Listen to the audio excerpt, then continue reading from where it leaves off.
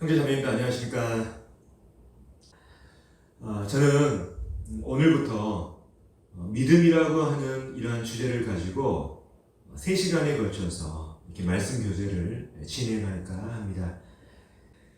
코로나19를 지켜보면서 많은 그리스도인들이 이제 주님 오실 날이 정말 가까웠다 하는 이러한 부분에 공감합니다. 또 뿐만 아니라 또 이 코로나19로 인해서 함께 모이지 못함으로 인해서 또 나태해지는 이러한 성도들도 있을 것이고, 또 코로나19로 인해서 아까 말씀드린 것처럼 경제적으로 너무 힘들고 또 불안하고 또 이러한 가운데 마음 가운데 많이 낙심하시고 또 주저앉고 계시는 이러한 성도님들도 계시리라 생각이 됩니다.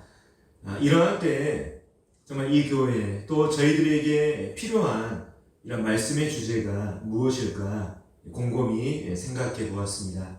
아마 믿음에 관한 이런 주제의 메시지가 저희들에게 필요하지 않을까 생각이 되었습니다. 주님 오실 때가 정말 심히 가까이 이르렀다고 저희들이 공감한다면, 우리는 정말 주님 오시기 전에 우리가 정말 구원받은 사람인지 저희 믿음을 다시 한번 점검해 볼 필요가 있다는 이런 생각을 해봅니다. 뿐만 아니라 저희의 이 신앙의 삶이 현재 나태해져 있다면 다시 한번 저희의 이 믿음을 다시 한번 정비해야 될 이런 필요가 있다는 생각이 됩니다. 뿐만 아니라 우리가 힘들고 어려움 가운데 있다면 정말 낙심해서 그 자리에 주저앉는 것이 아니라 주님을 바라보고 또 저희가 가진 믿음을 발휘해서 일어서야 될 이런 필요가 있다는 생각 아래 믿음이라는 이런 주제를 가지고 말씀을 교제하고자 합니다. 그래서 오늘 이 믿음에 관한 이 첫 번째 시간은 성경에서 말하는 이 믿음이 과연 무엇을 말하며 또 믿음이 가지고 있는 두 가지 특징을 살펴보면서 내 자신이 정말 성경적인 믿음을 소유한 사람인지, 또 그 믿음을 통해서 하나님 앞에서 진정 거듭나고 구원받은 사람인지에 대해서 점검하고 또 살펴보는 이러한 시간을 가지겠습니다. 자, 먼저 믿음이란 것이 무엇인가에 대해서 교제하겠습니다. 히브리서 11장에 보면 믿음을 통해서 하나님 앞에서 좋은 신앙의 성적표를 받았던 여러 믿음의 선진들의 이야기가 기록이 되어 있습니다. 근데 그 믿음의 선진들의 이 삶을 살펴보면 공통적인 패턴 하나를 발견할 수가 있습니다. 공통적인 특징이요. 믿음을 소유한 사람들에게 나타나는. 자, 그것이 무엇이냐면 바로 하나님의 약속이라든지 하나님의 이 말씀이라는 자극이 그들에게 주어졌을 때 그들이 그 이 말씀과 약속 앞에서 실질적으로 반응하고 행동했다는 이러한 공통적인 패턴을 발견할 수 있다는 것입니다. 자, 예를 들면 제가 히브리서 11장을 찾아보지는 않겠지만 그 내용을 중심으로 말씀을 드리겠습니다. 자, 예를 들면 노아와 같은 이러한 믿음의 사람은 하나님으로부터 이제 이 세상을 하나님께서 홍수로 심판하실 것을 그에게 말씀하셨고 또 그에게 방주를 만들 것을 지시를 하셨습니다. 하나님의 이러한 말씀이라는 자극 앞에 노아가 과연 어떻게 반응하고 행동했습니까? 바로 120년간 방주를 만드는 것을 통해서 하나님의 이 말씀 앞에 반응했던 것을 보게 됩니다. 뿐만 아니라 아브라함 같은 이러한 사람도 마찬가지입니다. 창세기 12장에 보면 하나님께서 아브라함에게 나타나셔서 내가 너로 큰 민족을 이루게 하고 너에게 큰 복을 주겠다고 하나님 말씀하시면서 너의 고향과 친척 이 본토의 땅을 떠날 것을 말씀하셨습니다. 이 아브라함이 하나님의 이 말씀과 약속이라는 이 자극 앞에 그가 어떻게 반응하고 행동했습니까? 바로 믿음을 가지고 자기의 고향, 친척, 이 본토를 떠났던 것을 보게 됩니다. 뿐만 아니라 하나님께서 이 아브라함에게 나타나셔서 이삭을 통해서 이 자손을 번성하게 하시겠다고 분명히 약속하셨습니다. 또 뿐만 아니라 이 이삭을 이제 모리아산에 가서 제물로 바칠 것을 하나님께서 말씀하셨죠. 지시하셨죠. 이러한 하나님의 말씀과 또 이 약속 앞에 아브라함이 어떻게 반응하고 행동했습니까? 바로 이 이삭을 하나님께 제물로 드린다 할지라도 하나님께서 다시 이 이삭을 살리셔서 이 이삭을 통해서 큰 민족을 이루실 것이라는 이러한 믿음을 가지고 실제로 이 이삭을 하나님 앞에 제물로 드리려고 했던 이러한 행동들을 볼 수가 있습니다. 뿐만 아니라 모세도 마찬가지입니다. 출애굽기 3장에 보면 하나님께서 이 모세에게 나타나셔서 이제 애굽의 이러한 속박 가운데 있는 이 이스라엘 사람들을 모세를 통해서 구출해 내시겠다고 하나님께서 말씀하시고 약속하셨습니다.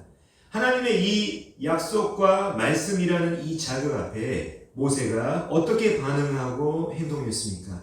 그는 이제 바로의 왕, 이 애굽의 왕 이 바로를 두려워하지 않는 가운데 이스라엘 사람들과 함께 고난을 받으며 또 믿음으로 이 유월절 예식을 치르고 믿음으로 홍해를 건넜던 것을 보게 됩니다. 뿐만 아니라 이스라엘 사람들도 마찬가지입니다. 하나님께서 이 이스라엘 사람들에게 분명히 애굽의 이 속박 가운데서 그들을 구출해 내셔서 이제 젖과 꿀이 흐르는 가나안 땅으로 그들을 인도해 내시겠다고 그들에게 말씀하시고 약속하셨습니다. 그리고 이제 그들이 이제 광야의 이러한 삶을 거쳐서 이제 가나안에 들어가는 이러한 여리고성의 앞에 있었을 때 하나님께서 그들에게 이 여리고성을 7번 돌 것을 말씀하셨습니다. 이러한 하나님의 약속과 하나님의 말씀 앞에 이스라엘 사람들이 어떻게 반응하고 행동했습니까? 바로 그 말씀에 그대로 순종해서 여리고성을 7번 돌고 이 여리고성을 무너뜨리는 이러한 일들을 통해서 이제 가나안으로 입성하는 이러한 것들을 우리가 성경의 이 여러 기록들을 통해서 살펴볼 수가 있습니다. 그래서 이 성경에서 말하는 이 믿음, 그 믿음은 바로 우리의 반응이나 행동을 통해서 발휘될 수 있는 것을 믿음이라고 하는 것입니다. 즉 하나님의 이 말씀에 근거해서 그 말씀에 실질적으로 반응하고 행동하는 것, 이것을 바로 성경에서는 믿음이다 이렇게 말하고 있는 것입니다.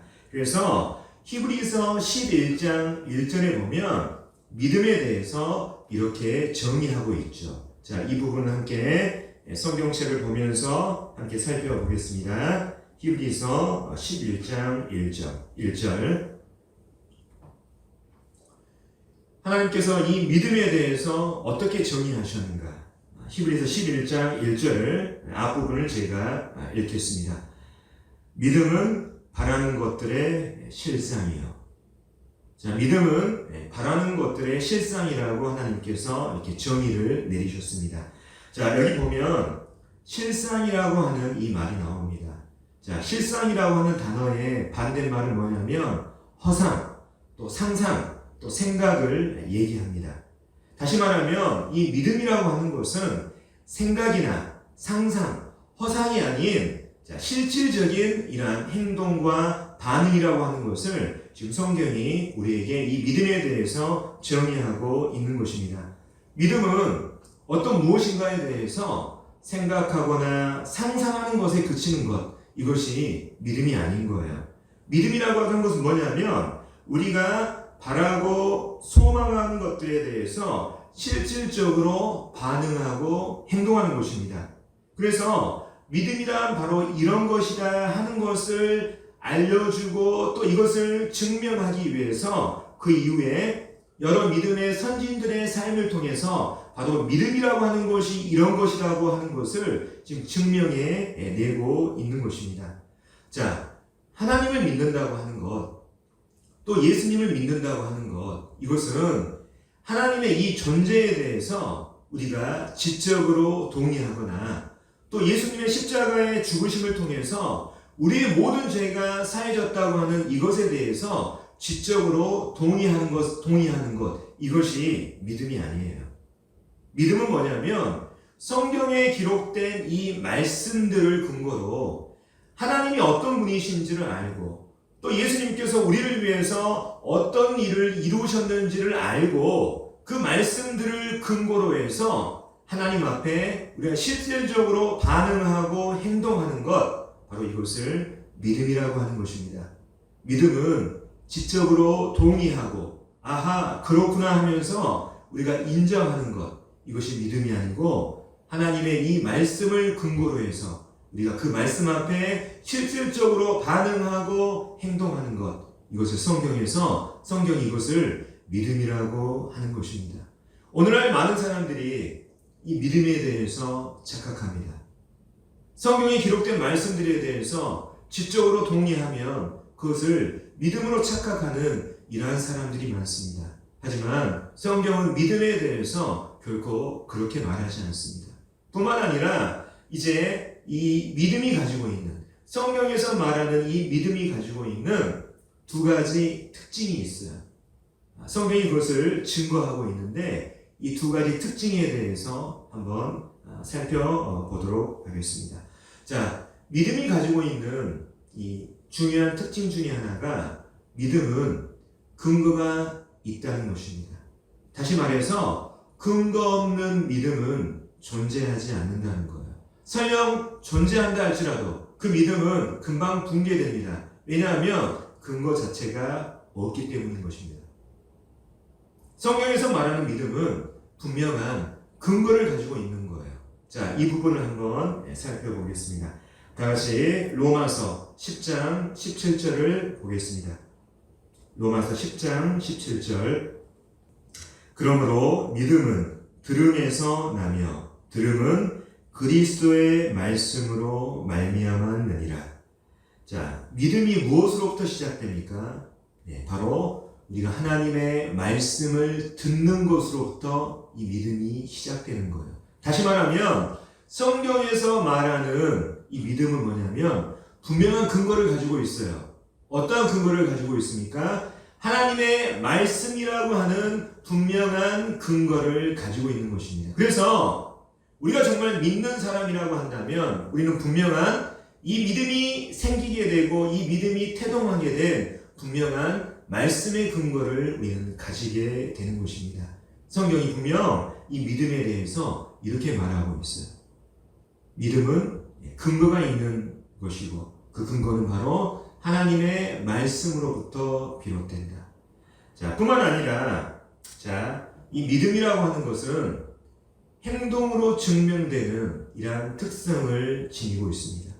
믿음은 근거가 있는 특성을 지닐 뿐만 아니라 행동으로 증명되는, 우리의 삶이나 행위로 증명되는 이러한 특징을 지니고 있는 거예요. 자, 이 부분을 살펴보겠습니다. 다 같이 야고보서 2장 20절부터 쭉 나머지 말씀들을 보겠습니다. 야고보서 2장 20절. 야고보서 2장 20절부터 26절까지를 제가 쭉 읽겠습니다. 아, 허탄한 사람아, 행함이 없는 믿음이 헛것인 줄을 알고자 하느냐. 우리 조상 아브라함이 그 아들 이삭을 제단에 바칠 때에 행함으로 의롭다 하심을 받은 것이 아니냐. 네가 보거니와 믿음이 그의 행함과 함께 일하고 행함으로 믿음이 온전하게 되었느니라. 이에 성경이 이른바 아브라함이 하나님을 믿으니 이것을 의로 여기셨다는 말씀이 이루어졌고 그는 하나님의 벗이라 칭함을 받았나니 이로보건대 사람이 행함으로 의롭다 하심을 받고 믿음으로만은 아니니라. 또 이와 같이 기생 라합이 사자들을 접대하여 다른 길로 나가게 할 때 행함으로 의롭다 하심을 받은 것이 아니냐. 영혼 없는 몸이 죽은 것 같이 행함이 없는 믿음은 죽은 것이니라. 자, 이 말씀에 대해서 우리가 오해 없으시길 바랍니다. 자, 여기 나오는 이 야고보서 말씀은 사람이 의로운 행위로 구원받을 수 있다. 자, 이것을 지금 말하는 것이 아니에요. 여기서 지금 말하고자 하는 것은 무엇이냐? 우리 믿음의 진위, 다시 말하면 그 믿음이 진짜냐 가짜냐 하는 그 여부는 우리의 삶이나 우리의 행동을 통해서 증명된다고 하는 것을 지금 말하고자 하는 것입니다. 자, 그것을 위해서 바로 아브라함과 라합의 예를 바로 이 성령께서 예로 든 것입니다. 자, 이 아브라함은 이 이삭을 하나님 앞에 제물로 드리기 전에 그는 이미 구원받았습니다. 자, 성경 보면 창세기 22장에 바로 이 아브라함이 이삭을 하나님 앞에 제물로 드리는 장면이 나오는데, 아브라함은 이미 이 이삭을 하나님 앞에 제물로 드리기 전에 수십 년 전에 이미 창세기 15장에서 믿음으로 의롭다 하심을 받았다고 이 성경은 기록하고 있습니다. 다만 이것은 지금 무엇을 얘기하냐면, 아브라함의 이 믿음이 그가 이삭을 하나님 앞에 제물로 드리는 이 행동을 통해서 그 믿음이 진짜였다는 것을 증명한다. 지금 이것을 우리에게 말하고 있는 것입니다. 사람은 오직 믿음을 통해서만 의롭게 될 수 있고, 오직 믿음을 통해서만 구원받고 거듭날 수가 있습니다. 하지만 그 믿음은 반드시 우리의 삶이나 행위로 증명되기 마련입니다. 그래서 믿음이 있기 때문에 그렇게 행동할 수가 있는 거예요. 믿음이 있기 때문에 그렇게 살 수가 있는 것입니다. 자, 쉬운 예를 들어서 우리가 보통 의자에 앉잖아요. 자, 의자에 앉습니다. 집에서건 어디 학교나 회사에서든 우리가 의자에 앉을 때가 많은데, 자, 우리가 의자에 대한 믿음이 만약에 없다고 한다면 우리가 이 의자에 앉을 수 있나요? 네, 그렇지 않습니다. 우리가 이 의자에 대해서 내가 여기에 앉더라도 이 의자가 내 몸을 지탱해주고 또 내가 안전하게 보호받을 수 있다는 이런 의자에 대한 믿음이 있기 때문에 실질적으로 우리가 이 의자에 몸을 맡기는 이런 행동이 나타나게 되는 거예요. 그렇기 때문에 우리가 의자에 대해서 우리가 의자의 그 안전성에 대해서 믿기 때문에 우리는 자신있게 의자에 우리 몸을 맡기고 거기에 앉을 수가 있는 것입니다. 다시 말하면 믿음이 있기 때문에 그렇게 행동할 수가 있는 거예요. 다시 말하면 우리의 믿음은 우리의 행동과 우리의 삶의 어떠함을 통해서 증명된다고 하는 것을 지금 이 야고보서 말씀이 우리에게 말하고 있는 것입니다.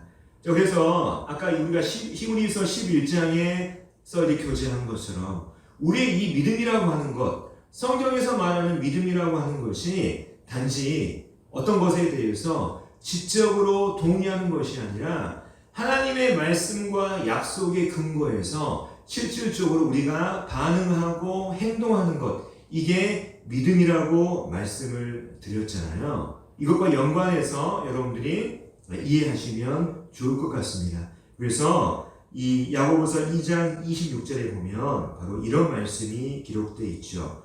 영혼 없는 몸이 죽은 것 같이 행함이 없는 믿음은 죽은 것이니라. 행위를 통해서 증명되지 않은 믿음은 그것은 실은 성경에서 말하는 믿음이 아닌 것입니다.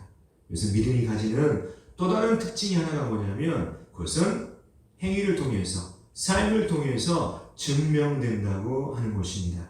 자, 그래서 이상의 이 부분들을 정리를 하면, 자, 성경에서 말하는 이 믿음은 무엇을 말하냐?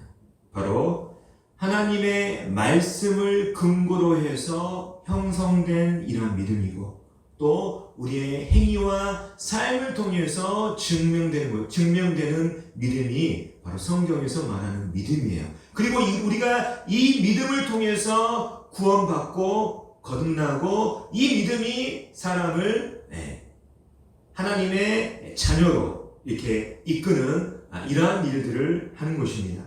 그래서 만약에 우리가 믿음을 통해서 진정으로 거듭난 사람이라면, 만약 여러분들이 정말 믿음을 통해서 구원받은 사람이라면 이 믿음의 특성들을 우리가 가지고 있어야 되는 거예요. 첫 번째, 우리가 정말 구원받았다면, 믿음을 통해서 구원받았다면 첫 번째, 우리의 이 믿음을 가능하게 한 분명한 말씀의 근거를 우리 스스로는 가지고 있을 것입니다. 뿐만 아니라 정말 우리가 성경에서 말하는 믿음을 소유하고 있다면 우리의 삶과 행위를 통해서 정말 우리가 하나님 앞에서의 믿음을 가지고 있다는 것이 바로 증명될 것입니다. 하지만 만약에 우리가 구원받았다고 말하면서 또 하나님을 믿는다고 말하면서 또 믿음을 소유하고 있다고 말하면서도 우리의 믿음을 가능케 한 분명한 말씀의 근거가 없거나 또 우리의 삶을 통해서 이 믿음이 증명되지 않고 있다면 우리는 우리 자신을 위해서 우리의 이 믿음의 진위 여부와 또 구원받은 이러한 부분에 대해서 다시 한번 점검해야 될 필요가 있는 거예요. 자, 특별히 이 하나님의 이 지역교회는 세 부류의 믿음을 고백하는 이러한 사람들이 있습니다. 믿음을 고백하는 사람들 중에는 그냥 세 부류의 사람들이 이 지역교회 안에 있을 수 있어요. 자, 첫 번째, 어떤 사람들이냐? 진짜 믿음으로 거듭난 신자들 있잖아요. 자, 이 사람들은 분명한 이 믿음을 가능케 한 이런 말씀의 근거가 있고 또 그의 삶을 통해서 이 믿음이 증명되는 진짜 신자들이 있습니다. 또 다른 한 부류는 어떠한 부류가 있냐면 바로 특별한 목적을 위해서 이 믿음을 가장한 사람들이 지역교회 안에 있을 수가 있어요. 자신의 목적을 이루기 위해서 이 믿음을 가장하고 또 이렇게 위장한 이러한 사람들이 교회에 있을 수 있습니다. 그래서 이러한 사람들은 그들의 목적을 이루고 나면 나중에 그 믿음의 진위 여부가 드러나게 됩니다. 자, 예를 들면 이러한 사람들이 어떤 사람이냐면 성경에서 가룟 유다와 같은 이러한 사람들을 예로 들 수가 있어요. 자, 이 사람은 예수님의 제자들과 함께 있을 뿐더러 예수님을 따라다녔던 이러한 사람입니다. 하지만 이 사람은 성경에서 뭐라고 기록하고 있냐면 돈꾀를 맡은 도둑이라는 이러한 표현을 성경에서 쓰고 있는 것을 보게 됩니다. 지금 그가 제자들과 함께하고 예수님을 따라다녔던 이 목적은 뭐냐면 바로 돈꾀 안에 있는 돈이 목적이었던 것입니다. 근데 실질적으로 예수님을 믿는 사람처럼 또 예수님의 제자처럼 행동했지만 그의 목적은 뭐였습니까? 바로 돈이었고 그 돈을 위해서 그 믿음을 가장하고 위장했던 이러한 사람이었습니다.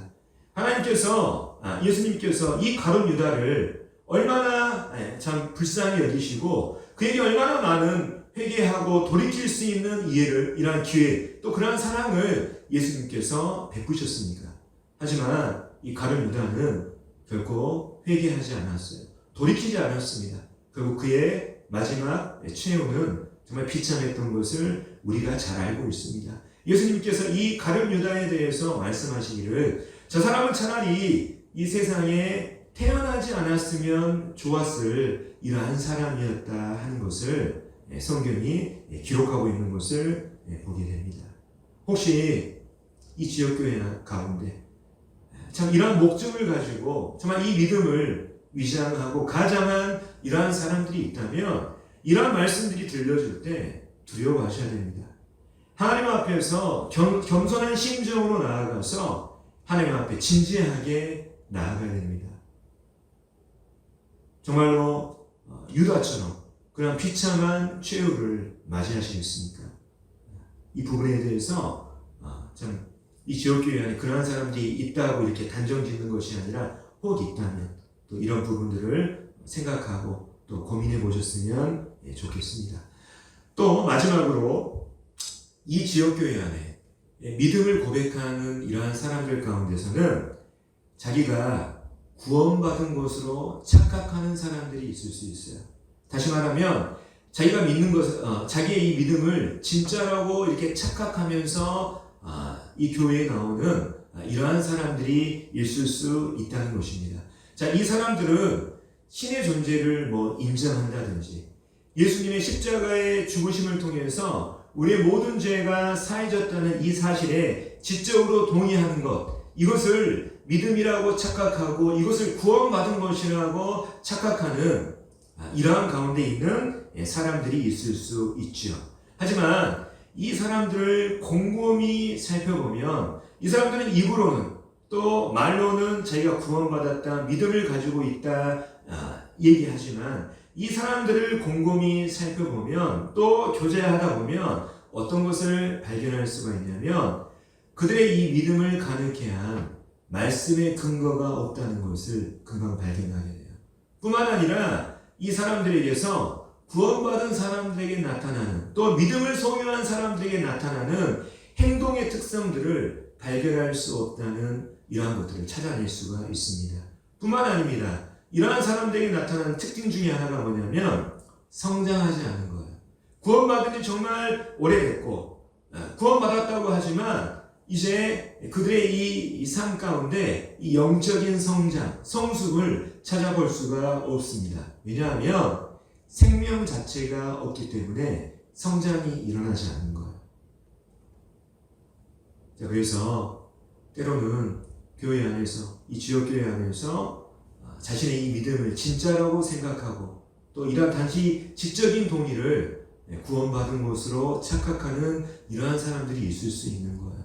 예를 들면 염소 새끼가 양 무리에 섞여 있을 때 자기가 양인 줄 이렇게 착각하게 되는 이러한 것들을 우리가 생각해 볼 수가 있잖아요. 그래서 이러한 착각 가운데 있는 이러한 사람들이 지역교회 가운데 있을 수 있는 거예요. 믿음을 고백한 이러한 사람들 가운데. 그렇기 때문에 우리는 이 지역교회 안에서 믿음을 고백하고 구원받았다고 하는 이 모든 사람들은 자기가 정말 이 성경에서 말하는 믿음을 소유하고 있는 사람인지 또 내 이 믿음을 가능하게 한 말씀의 근거가 분명히 존재하는지 뿐만 아니라 내 삶을 통해서 내 믿음이 진짜로 드러나고 있는지를 우리가 스스로를 테스트하고 우리 삶 가운데 증거를 계속해서 발견해야 되는 것입니다. 그래서 고린도후서 13장 5절에는 이런 말씀이 기록이 되어 있죠. 자, 한번 찾아보고 읽겠습니다. 자, 고린도후서 13장 5절. 자, 읽겠습니다. 너희는, 그래서 너희는 누구를 얘기하냐면 고린도 지역교회 성도들 얘기하고 있는 거예요. 믿음을 고백한 사람들. 자, 너희는 믿음 안에 있는가? 너희 자신을 시험하고 너희 자신을 확증하라. 예수 그리스도께서 너희 안에 계신 줄을 너희가 스스로 알지 못하느냐? 그렇지 않으면 너희는 버림받은 자니라.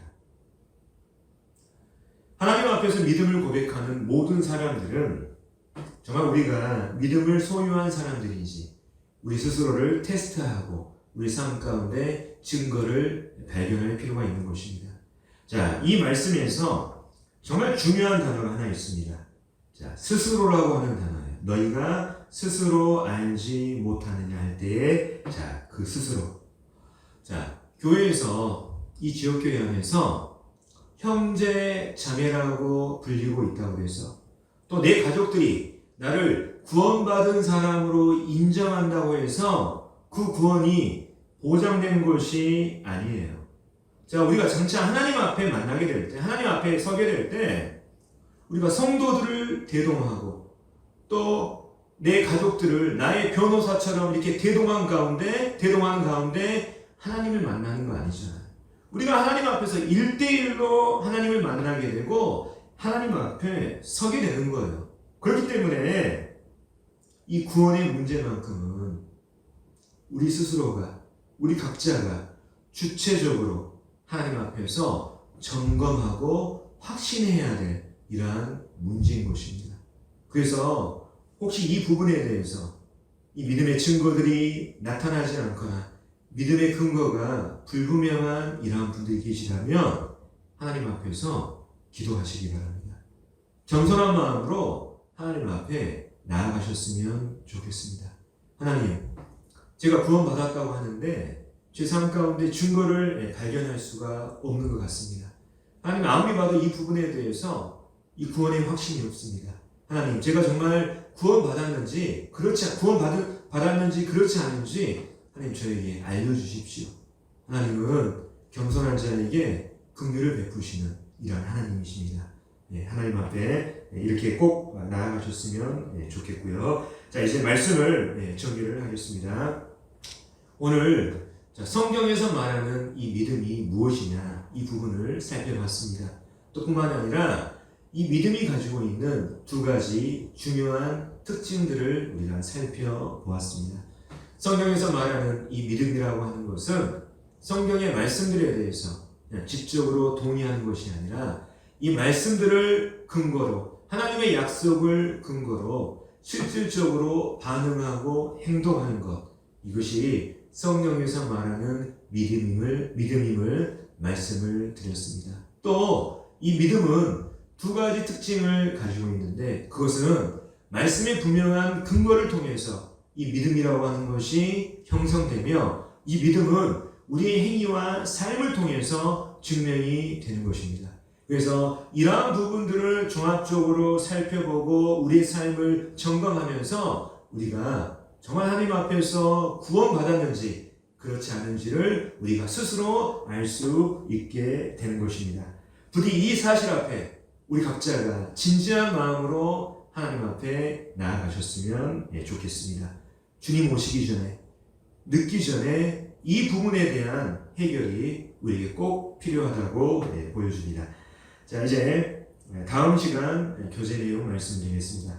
다음 시간에는 이 사람이 믿음을 소유하게 될 때 이 사람에게 어떠한 일이 일어나는가, 이 부분을 좀 살펴보겠습니다. 특별히 세 가지 측면을 통해서 사람이 믿음을 소유하게 될 때 이 사람에게 일어나는 이러한 현상들, 이러한 부분들을 생각해 보면서 정말 우리가 구원받은 사람인지 또 그렇지 않은지를 한 번 더 고민해보는 이러한 시간을 가졌으면 좋겠습니다.